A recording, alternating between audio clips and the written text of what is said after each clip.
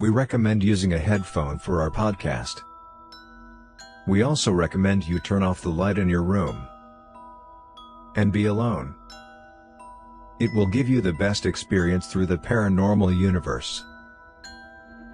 In Jones County, Iowa, you can find the massive Edinburgh Manor. The town of Edinburgh was supposed to become Jones County's county seat, but these plans were changed. The land bought for the future courthouse was given another purpose. A poor farm was built on it. It is said that over 150 people died in this poor farm, making this one of the most haunted places in the USA. To understand the history of Edinburgh Manor, we should go back to 1850. Then, a building was constructed as a comfortable retreat for lazy, able-bodied and willingly dependent applicants. Poor farms were common in those days. The idea was that the poorest people would be provided with shelter and food in exchange for labor. The problem was that not only the poor people were taken in.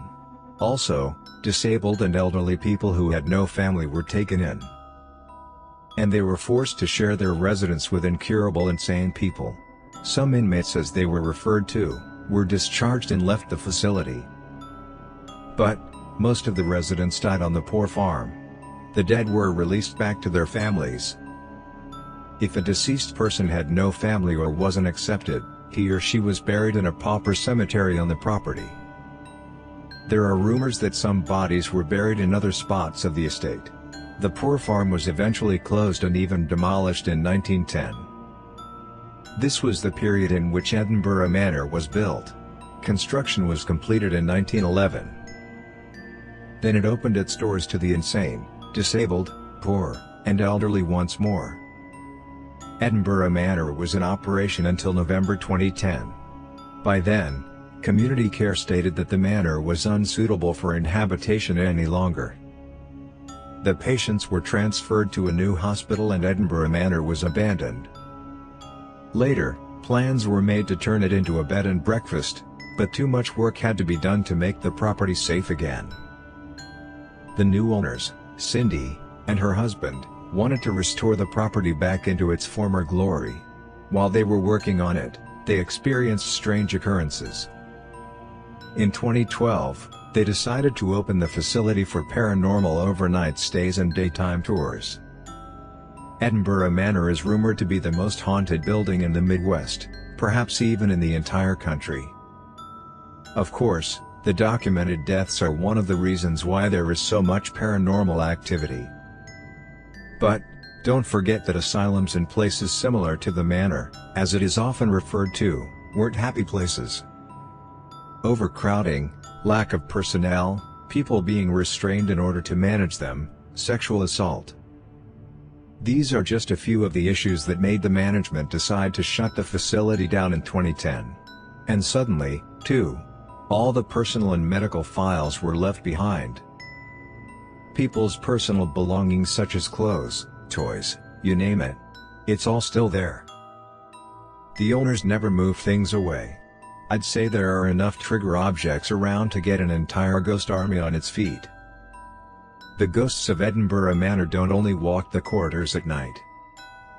During the daytime tours, people heard giggling, and footsteps and They has even seen full-body apparitions. There are many recorded EVPs and Edinburgh Manor's website even holds some ghost pictures you can watch. A couple of ghosts have been identified, so let's zoom into them. The manor is a huge building to cover when you go on a paranormal investigation. It's 12,000 square feet, 1,115 square meters, big. It has 2 floors and a basement. So let's take it floor by floor. The first floor is haunted by several spirits. One of the spirits is that of a sweet and playful girl. She's singing, laughing and running down the hallways. She likes playing with the toys in room 106. She's been named Susie, and she told some paranormal investigators that she was Susie. Some text goes here. The second spirit on the first floor is the spirit of a man. He resides in room 121, but he has also been seen walking down to room 108. It is believed that this man committed suicide in what is presently known as the janitor's closet.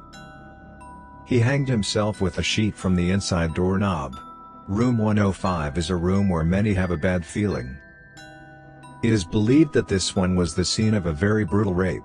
Paranormal activity in the form of EVPs has been recorded here, too.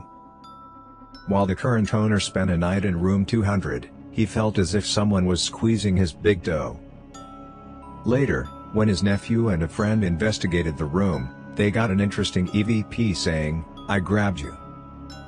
A woman dressed in a white dress has been seen at the top of the stairwell quite often. She disappears when people see her. Her spirit is always seen between noon and 2 p.m.